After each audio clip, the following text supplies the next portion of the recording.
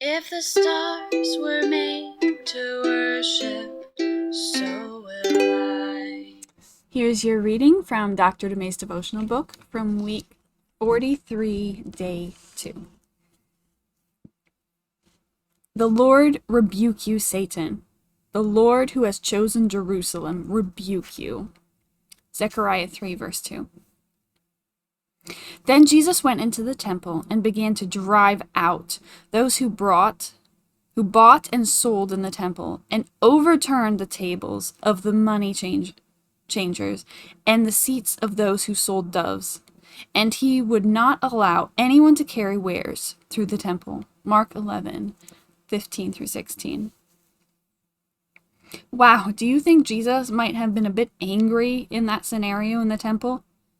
There's no way to spiritualize this. He was getting physical with those blasphemers of his Father.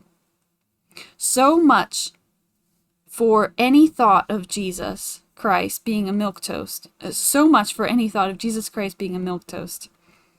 He was, as the poet Carl Sandburg would say, made of velvet and steel, in perfect possession of a heart of tenderness and a will of iron. We are to be like him. It's okay to get angry, even very angry, at Satan and evil. Remember the last verse from yesterday, where Paul actually admonishes believers to be angry and not to let the sun go down on that anger. Ephesians 4:26. Now, indeed, the conventional interpretation of that is that one must not stay angry very long, since it's not a good thing. But I think Paul actually meant exactly what he said. It is far too easy for us Christians to become complacent with evil, to look the other way, to choose to be non-confrontational. But Paul is asking us not to give place to the devil, to stay vigilant in our opposition to sin, but not toward the sinner, as Jesus so beautifully exemplified, since he was actually called the friend of sinners, Matthew 11:19. Paul is saying we should be passionate about our opposition to evil 24/7.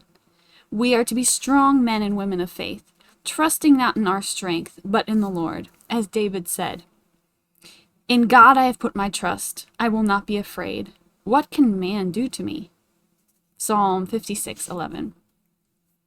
My point is that there is a place for righteous anger, and an important place at that.